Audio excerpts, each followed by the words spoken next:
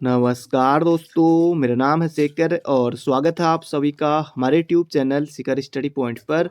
दोस्तों, इस वीडियो में हम बात करने वाले हैं 40 महत्वपूर्ण प्रश्नों पर। तो आप वीडियो को अंत तक जरूर देखिएगा और 40 में से आपका स्कोर कितना रहा वो भी आपको कमेंट बॉक्स में बताना है।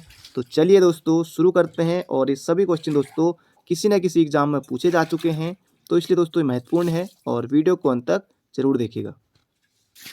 तो पहला प्रश्न है यहाँ पर हमारा, कौन सा राजदूत 1615 के दौरान जहांगीर के दरबार में पहुंचा था?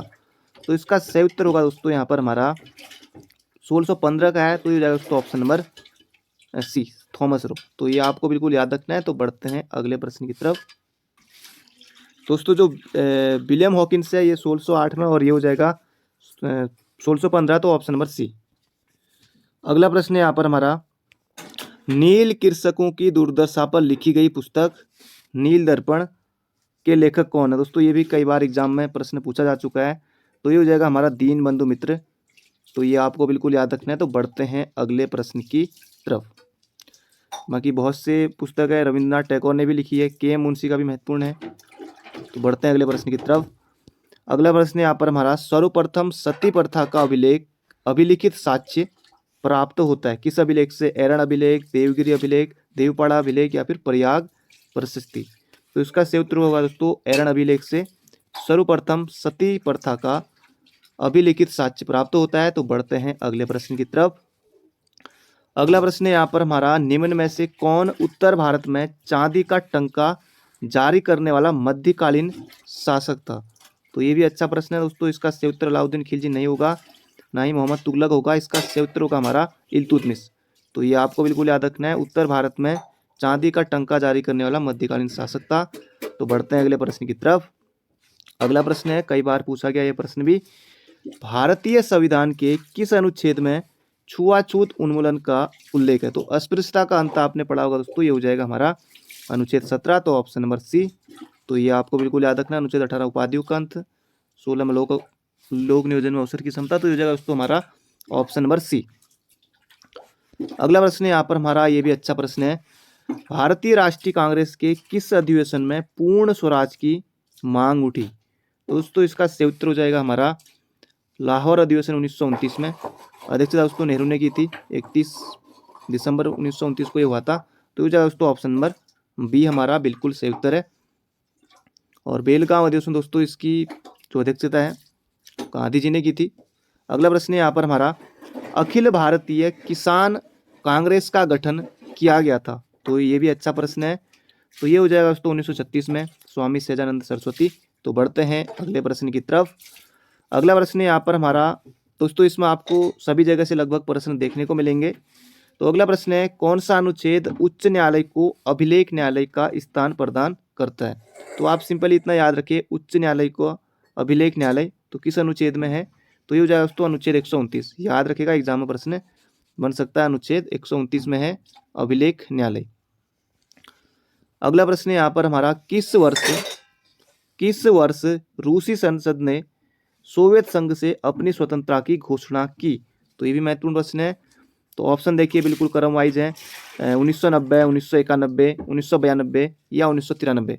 तो इसका सही उत्तर होगा दोस्तों 1990। तो ये आपको बिल्कुल याद रखना है। और बढ़ते हैं अगले प्रश्न की तरफ। अगला प्रश्न है, उपाधियों का अंत संविधान में के अंतर्गत है? तो इनमें से आपको बताना है कौन सा होगा। तो हो जाएगा दोस्तों समानता का अधिकार, क्योंकि दोस्तों 14 से लेकर 18 तक है, तो फिर 18 में आता है हमारा उपाधियों का अंत। तो ये हो जाएगा दोस्तों हमारा ऑप्शन नंबर सी।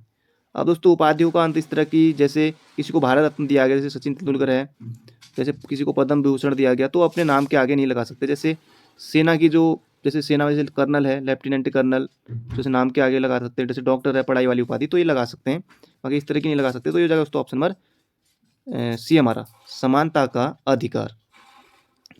अगला प्रश्न है यहाँ पर हमारा, फ्री हिंदुस्तान अखबार अमेरिका में किसने शुरू किया था? तो ये आपको बताना है। तो ये हो जाएगा दोस्तों तारकनाथ दास ने किया था, फ्री हिंदुस्तान अमेरिका में। तो बढ़ते हैं अगले प्रश्न की तरफ। अगला प्रश्न दोस्तों कंप्यूटर का है, यहाँ पर आपको बताना है पीडीए की फुल फॉर्म आपको बतानी है। पीडीए का फुल फॉर्म क्या होगी? ये हो जाएगा दोस्तों पर्सनल डिजिटल असिस्टेंट। तो ऑप्शन नंबर ए होगा इसका बिल्कुल सही उत्तर। तो आयोग दोस्तों इस तरह का प्रश्न जरूर पूछता है। अगला प्रश्न है हड़प्पा सभ्यता में घर किससे बनाए जाते थे, ईंट, पत्थर, लकड़ी या फिर बांस से। तो ये हो जाएगा तो ऑप्शन नंबर ए हमारा ईंट से। अगला प्रश्न यहाँ पर हमारा निम्नलिखित में से किस संप्रदाय से संतारा प्रथा का संबंध है। तो ये हो जाएगा दोस्तों हमारा जैन से। तो ऑप्शन नंबर सी होगा बिल्कुल सही उत्तर। तो बढ़ते हैं अगले प्रश्न की तरफ। अगला प्रश्न दोस्तों फिर से यहाँ पर कंप्यूटर का प्रश्न आ गया। Keyboard, scanner, microphone input device के उदाहरण है, आउटपुट के या सॉफ्टवेयर प्रोग्राम या इनमें से कोई नहीं। दोस्तों ये सभी के सभी इनपुट डिवाइस हैं, जैसे कीबोर्ड है और जो स्कैनर है, माइक्रोफोन है, ये सब दोस्तों ये इनपुट डिवाइस है। तो ये आपको बिल्कुल याद रखना है। तो बढ़ते हैं अगले प्रश्न की तरफ। अगला प्रश्न है 1921 का मोपला विद्रोह कहाँ हुआ था। दोस्तों मोपला विद्रोह ये हो जाएगा मालाबार, केरल। तो ऑप्शन नंबर सी होगा बिल्कुल सही उत्तर। अगला प्रश्न है 1887 में भारतीय राष्ट्रीय कांग्रेस के अध्यक्ष कौन थे। तो ये हो जाएगा दोस्तों ऑप्शन नंबर सी हमारा बदरुद्दीन तैयब जी। 1887 में भारतीय राष्ट्रीय कांग्रेस के अध्यक्ष थे। पहले अंग्रेज अध्यक्ष जॉर्ज वुल थे, पारसी अध्यक्ष दादा भाई नौरोजी। तो ये हो जाएगा दोस्तों ऑप्शन नंबर सी। और कांग्रेस की स्थापना तो ये हुई थी दोस्तों 1885 में 28 दिसंबर। अगला प्रश्न है मौर्य काल में सीताध्यक्ष का संबंध किससे है।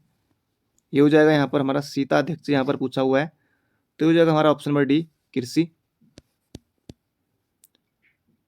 अगला प्रश्न है यहाँ पर हमारा एक नया राज्य बनाने में संवैधानिक संशोधन के लिए कैसा बहुमत चाहिए, विशेष, साधारण, 2/3 या फिर 3/4। तो इसका सही उत्तर होगा दोस्तों ऑप्शन नंबर बी, साधारण। अगला प्रश्न है निम्न में से कौन सा अखबार मुख्यतः उदारवादियों की नीतियों का प्रचार करता, केसरी, तिलक ने यंग इंडिया, न्यू इंडिया या फिर लीडर। तो इसका सही उत्तर होगा दोस्तों लीडर, ऑप्शन नंबर डी। अगला प्रश्न है मोहम्मद गौरी के किस दास ने बंगाल और बिहार में विजय प्राप्त की। तो ये भी अच्छा प्रश्न है। इसका सही उत्तर होगा दोस्तों बख्तियार खिलजी ने। इल्तुतमिश नहीं होगा, ऐबक नहीं होगा, ये होगा बख्तियार खिलजी, हमारा ऑप्शन नंबर सी इसका बिल्कुल सही उत्तर है। अगला प्रश्न है ये भी अच्छा प्रश्न है हिंदुओं पर सर्वप्रथम जजिया कर लगाने वाला मुस्लिम शासक कौन था, बलबन, मोहम्मद गौरी, मोहम्मद गजनबी या फिर मोहम्मद बिन कासिम। तो ये जाएगा दोस्तों मोहम्मद बिन कासिम, ऑप्शन नंबर डी होगा इसका बिल्कुल सही उत्तर। अगला है प्रसिद्ध कंदरिया महादेव मंदिर कहाँ स्थित है। तो ये जाएगा दोस्तों कंदरिया महादेव खजुराहो में, ऑप्शन नंबर बी। अगला प्रश्न है किस समिति को प्राक्कलन समिति की जुड़वा बहन कहा जाता है। तो ये आपको यहाँ पर बताना है। ये हो जाएगा दोस्तों लोक लेखा समिति। तो ऑप्शन नंबर बी होगा बिल्कुल सही उत्तर। तो बढ़ते हैं अगले प्रश्न की तरफ।